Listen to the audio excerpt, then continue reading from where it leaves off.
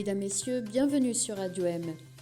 L'assassinat du jeune avocat Jamal El Chaoui a choqué l'opinion publique et suscité la colère et l'indignation des avocats.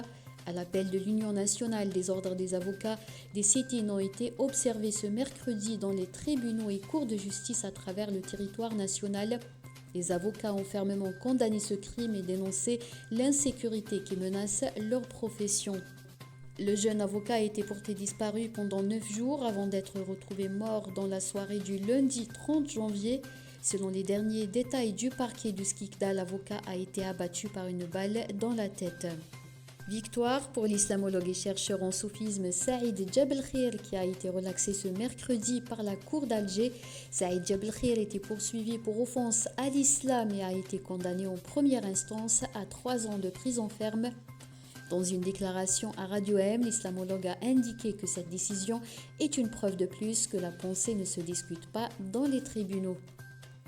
Le vice-président de la Ligue algérienne pour la défense des droits humains, Saïd Salhi, a réagi à une dépêche de l'agence de presse officielle concernant les raisons de la dissolution de la Ligue. Dans un article paru hier, l'APS s'est appuyée sur une publication sur les réseaux sociaux d'une journaliste algéro-belge dans laquelle cette dernière affirme que la Ligue algérienne pour la défense des droits humains a été dissoute en raison de l'absence de ses présidents installés à l'étranger.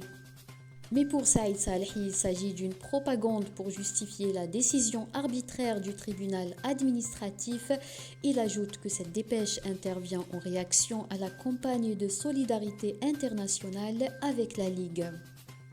Un rapport établi par Transparency International sur la corruption pour l'année 2022 classe l'Algérie à la 116e place sur 180 pays.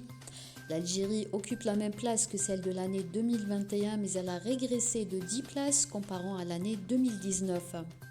Le Royaume-Uni a connu ce mercredi sa plus forte mobilisation depuis une décennie. Des centaines de milliers de travailleurs, notamment dans l'éducation, le transport et l'administration, ont observé une journée de grève pour réclamer une augmentation de salaire pour compenser l'inflation qui dépasse les 10%.